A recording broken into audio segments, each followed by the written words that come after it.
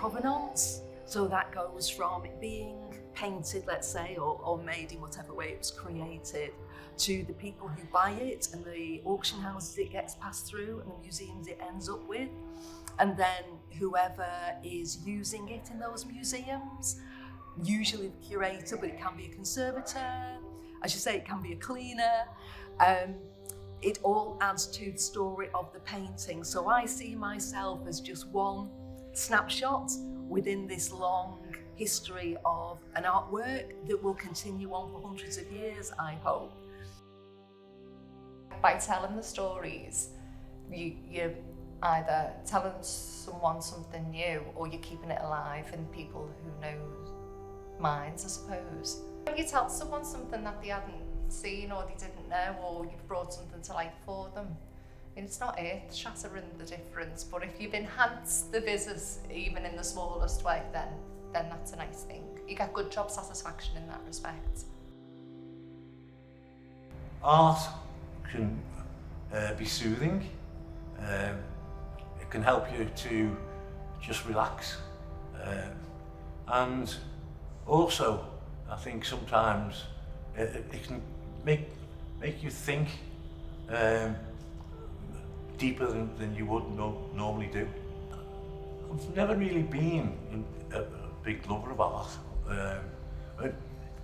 Before I worked here, art was just something that happened. These days, I would say it's less about the formal qualities of an artwork. So I'm gesturing generally at the artworks behind me. So they're paint on canvas in the most part, they're colours against different colours. These days, it's less the formal qualities of what it looks like than the stories that you can tell using these as the basis of a narrative. I think having observed the thought that goes into the actually presenting the artworks by the curator is just amazing. Just simple things like the height that they set it at, the font of the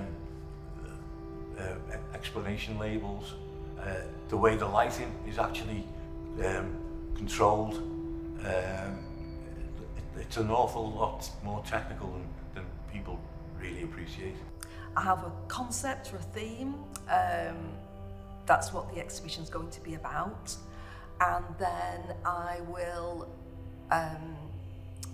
look at the artworks that fit that theme, and I will say to myself, which are the best ones that for the visitors would make the strongest point about that story that I'm trying to tell. And then I will put them in a line. Not the actual paintings, I'll do little printouts and move them around. The moment that a person walks into the building, they get straight away the wow factor. Visitors, when you're on the desk, sometimes walk in and you can just see their jaws drop. It looks quite impressive on the outside, but once you get indoors and you see the grandeur, I think an awful lot of people have been here and said the building itself is a work of art. Once you go through those doors, it is like a little bit of a haven. You can't hear all of the busy city noises outside, and it just transports you back in time. And it's actually enhanced my actual slant on life, and I really enjoy being here. You can learn a lot, sometimes more from art that you don't like.